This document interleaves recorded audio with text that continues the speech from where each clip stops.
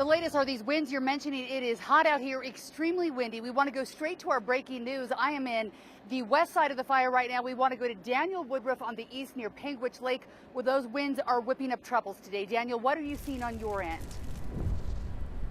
Well, Heidi, we've been here by Panguitch Lake for the last couple of hours. The wind is definitely picking up, and right behind us, we're here at the LDS Church where people have staged the fire crews and such.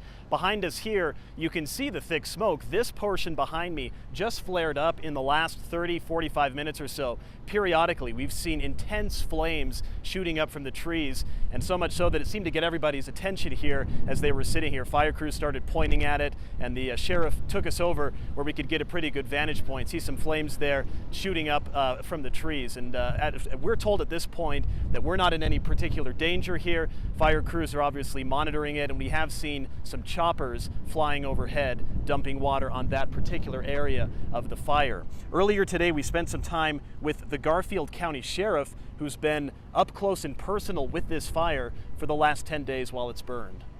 We've evacuated somewhere around 600 cabins, and that's being conservative. It's just been a really hard to manage fire.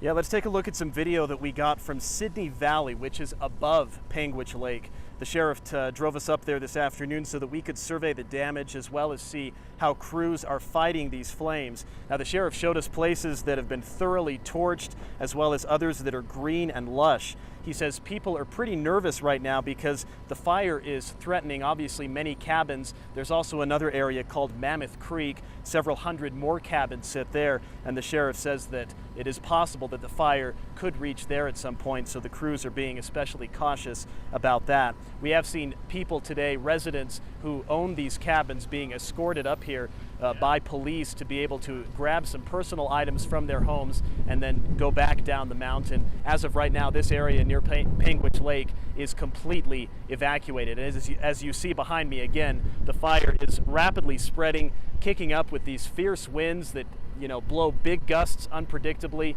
We're continuing to monitor things. We'll have much more for you as we continue to take a look and keep an eye on this breaking news behind me. The latest coming up on 2 News at 6 o'clock. Heidi, back to you. All right, Daniel, thank you. These winds have been expected today. I want to show you a little bit of what's happening on the west side of the fire.